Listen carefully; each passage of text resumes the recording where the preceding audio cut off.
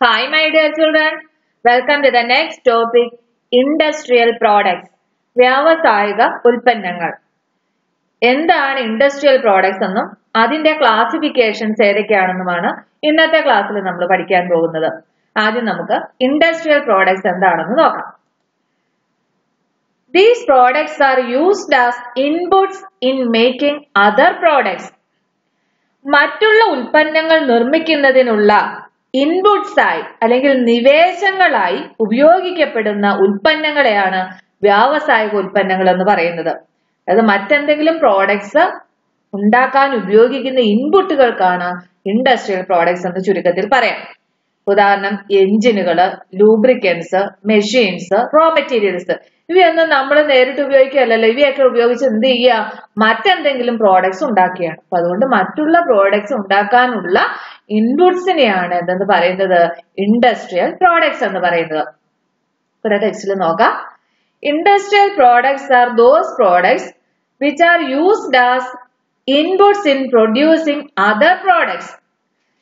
അപ്പൊ പുതിയ ഉൽപ്പന്നങ്ങൾ നിർമ്മിക്കുന്നതിനായി ഉപയോഗിക്കുന്ന വസ്തുക്കളാണ് വ്യാവസായിക ഉൽപ്പന്നങ്ങൾ എന്നറിയപ്പെടുന്നത്. The examples of such products are raw materials, engines, lubricants, machines, tools, etc. അപ്പൊ ഇത്ര ഉൽപ്പന്നങ്ങൾക്ക് ഉദാഹരണങ്ങളാണ് അസംസ്കൃത വസ്തുക്കൾ, യന്ത്രങ്ങൾ, ഉപകരണങ്ങൾ തുടങ്ങിയവയൊക്കെ. In other words, industrial products are meant for non-personal and business use for producing other products.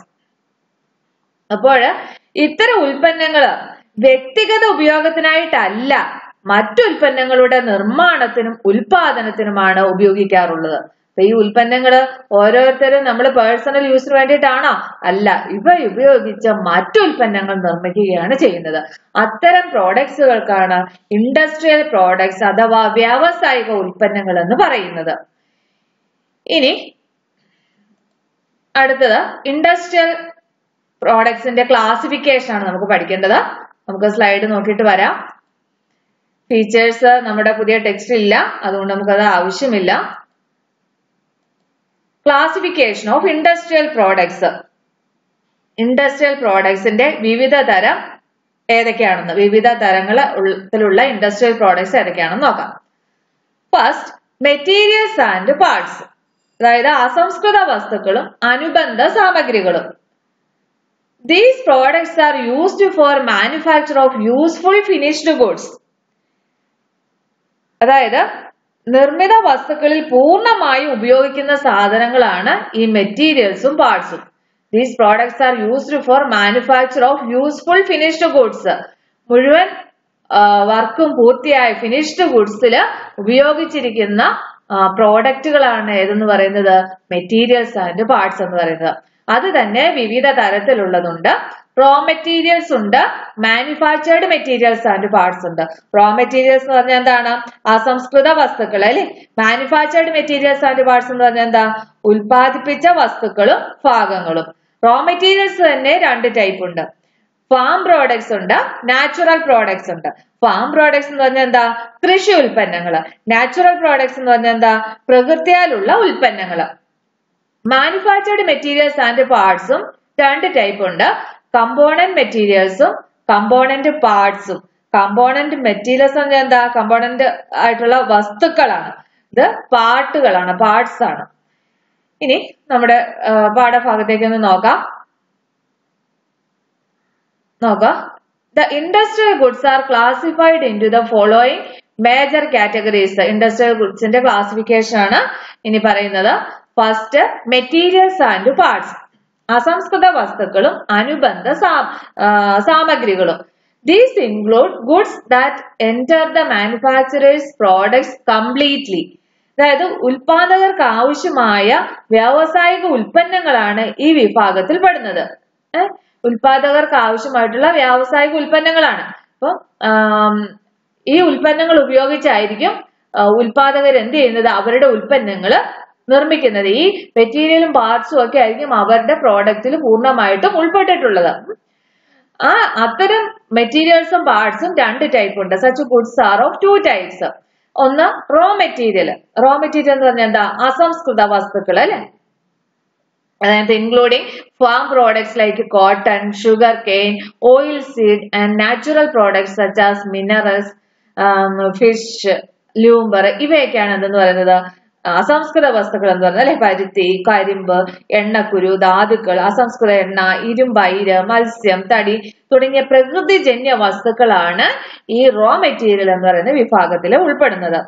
ഇനി അടുത്തത് മാനുഫാക്ചേർഡ് മെറ്റീരിയൽസും പാർട്സും ഉണ്ട്. എന്താണ് മാനുഫാക്ചേർഡ് മെറ്റീരിയൽസ് ആൻഡ് പാർട്സ് എന്ന് പറഞ്ഞാല് നിർമ്മിത വസ്തുക്കളും യന്ത്രഭാഗങ്ങളുമാണ് അതിനകത്ത് പെടുന്നത്.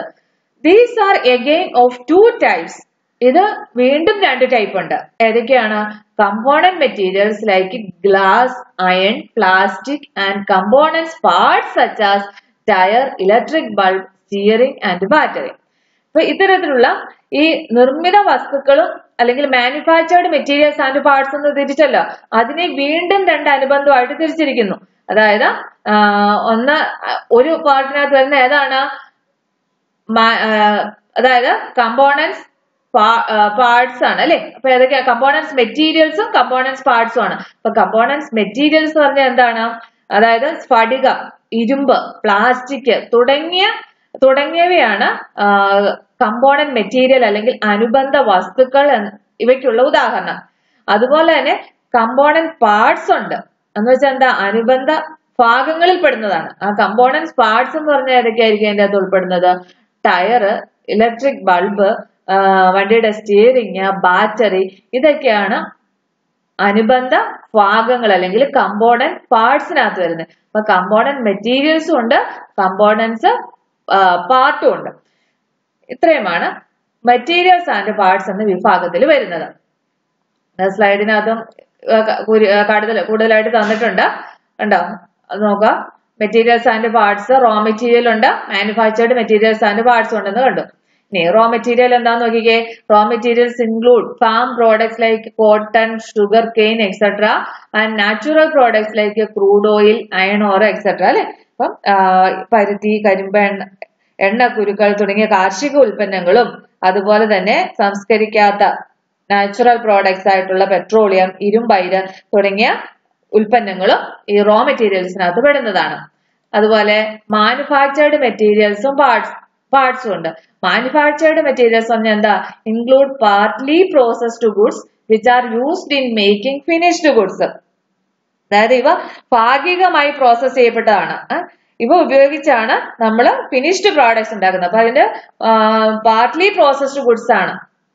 അത് ഉപയോഗിച്ച് നമ്മൾ എന്ത് ചെയ്യുന്നു? ഫിനിഷ്ഡ് ഗുഡ്സ് ഉണ്ടാകുന്നു. It includes component materials. അതിനകത്ത് ഏതൊക്കെ വരുന്നു? കമ്പോണന്റ് മെറ്റീരിയൽസ് അല്ലെങ്കിൽ കമ്പോണന്റ് വസ്തുക്കളായ അയൺ, യാൺ, സിമെന്റ് ഇതൊക്കെ ചേരുന്നതാണ് കമ്പോണന്റ് മെറ്റീരിയൽസ് എന്ന് പറയുന്നത്. അതിന്റെ കമ്പോണന്റ് പാർട്സ് എന്ന് പറയുന്നതാലോ ടയർ, ബാറ്ററി, മോട്ടറുകൾ തുടങ്ങിയ ഭാഗങ്ങളാണ് എന്തെന്ന് പറയുന്നത്? കമ്പോണന്റ് പാർട്സ് എന്ന് പറയുന്നത്. പിന്നെ ക്യാപിറ്റൽ ഐറ്റംസ് ഉണ്ട്. രണ്ടാമത്തെ ക്യാപിറ്റൽ ഐറ്റംസ് പറഞ്ഞാൽ എന്താ? Installations like elevators, main frame computers etcetera and equipments like tools, machinery etcetera ഇവയൊക്കെയാണ് ക്യാപിറ്റൽ ഐറ്റംസ് അല്ലെങ്കിൽ മൂലധന ഇനങ്ങൾ എന്ന് ഉദ്ദേശിക്കുന്നത്. അതായത് പൂർണ്ണ ഉൽപ്പന്നങ്ങളുടെ നിർമ്മാണത്തിന് ഉപയോഗിക്കുന്ന സാധനങ്ങളാണ്. ഒരു ഫിനിഷ്ഡ് പ്രോഡക്ട്സിന്റെ ഉൽപാദനത്തിന് ഉപയോഗിക്കുന്ന സാധനങ്ങളാണ് ഇത് കേട്ടോ. അപ്പൊ ഇതില് ഇൻസ്റ്റലേഷൻസ് അതായത് സ്ഥാപിച്ചു വെച്ചിരിക്കുന്ന സ്ഥാപിക്കലുകള്, ഉപകരണങ്ങളും ഒക്കെ ഇതിനകത്ത് വരുന്നു. ഉദാഹരണത്തിനായിട്ട് ഫാക്ടറിയിലൊക്കെ സ്ഥാപിച്ചിട്ടുള്ള ലിഫ്റ്റുകള്, അതുപോലെ തന്നെ മെയിൻ ഫ്രെയിം കമ്പ്യൂട്ടറുകള്, നമ്മൾ ഉപയോഗിക്കുന്ന ആയുധങ്ങളൊക്കെ, കയ്യിൽ ടൂൾസ് ഇല്ലേ, tools and equipments, fax machine ഇങ്ങനെയൊക്കെയുള്ള ഉപകരണങ്ങളാണ് ക്യാപിറ്റൽ ഐറ്റംസ് എന്നുകൊണ്ട് അതിനകത്ത് വരുന്നത്. നമ്മുടെ പാഠഭാഗത്തേക്ക് പോകാം. Capital items. These are such goods that are used in the production of finished goods.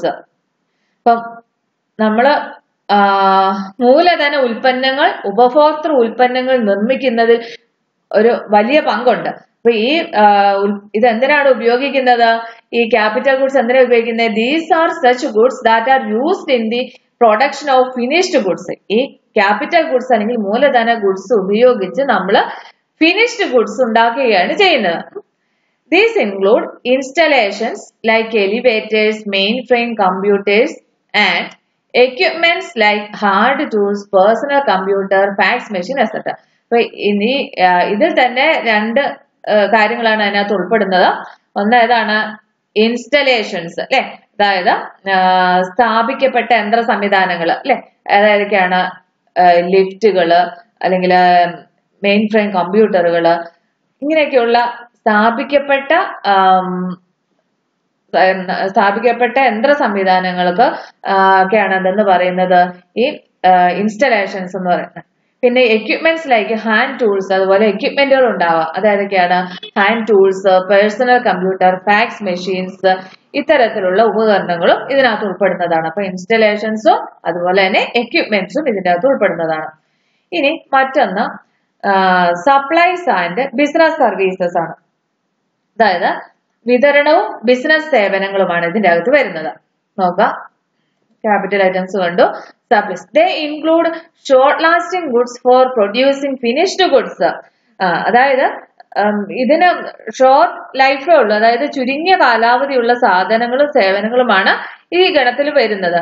പൂർണ്ണ ഉൽപ്പന്നങ്ങൾ വികസിപ്പിച്ചെടുക്കുന്നതിന് ഇത് നമ്മളെ ഹെൽപ്പ് ചെയ്യുന്നുണ്ട്.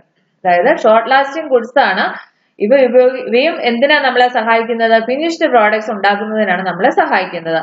അതായത് റിപ്പയറിങ്ങിന് ഉപയോഗിക്കുന്ന ഐറ്റംസ് ആയിട്ടുള്ള നെയിൽസ്, ആണി, പെയിന്റ്, ഇത്തരത്തിലുള്ള റിപ്പയറിംഗ് ഐറ്റംസ്, അതുപോലെ തന്നെ ഓപ്പറേറ്റിംഗ് വിഭാഗത്തിൽപ്പെട്ട ലൂബ്രിക്കൻസ്, കോട്ടൺ വേസ്റ്റ്, കടലാസ്, കമ്പ്യൂട്ടർ സ്റ്റേഷനറി, ഇത്തരത്തിലുള്ള ഉപകരണങ്ങളുമാണ് ഇതിനകത്ത് വരുന്നത് സപ്ലൈസ് ആൻഡ് ബിസിനസ് സർവീസസിൽ വരുന്നത്. അപ്പൊ ഷോർട്ട് ലാസ്റ്റിംഗ് ആണ് അതിന്റെ പ്രത്യേകത.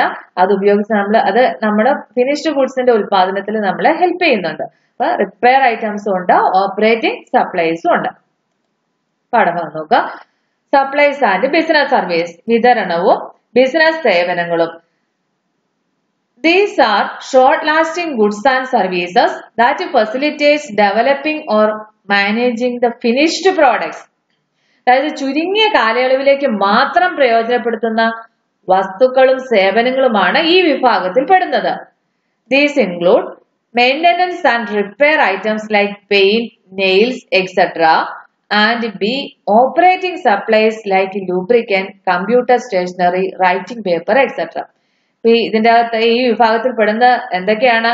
പെയിന്റ്, ആണി തുടങ്ങിയ അറ്റകുറ്റപ്പണികൾക്കും പരിപാലനത്തിനും ആവശ്യമായ വസ്തുക്കളും, അതുപോലെ ദൈനംദിന പ്രവർത്തനങ്ങൾക്ക് ആവശ്യമായ, അതുകൊണ്ടാണ് ഓപ്പറേറ്റിംഗ് സപ്ലൈസ് എന്ന് പറഞ്ഞാൽ ദൈനംദിന പ്രവർത്തനങ്ങൾക്ക് ആവശ്യമായ ലൂബ്രിക്കന്റ്, ഓയില്, കമ്പ്യൂട്ടർ സ്റ്റേഷനറി തുടങ്ങിയവയൊക്കെയാണ് ഈ ഗണത്തിൽ വരുന്നത്. അപ്പം സപ്ലൈസ് ആൻഡ് ബിസിനസ് എന്ന് പറഞ്ഞാൽ എന്താണ്? ഷോർട്ട് ലാസ്റ്റിംഗ് ഗുഡ്സ് ആണ്. അവ നമ്മൾക്ക് ഫിനിഷ്ഡ് ഗുഡ്സിന്റെ മാനുഫാക്ചറിന് സഹായിക്കുകയാണ്.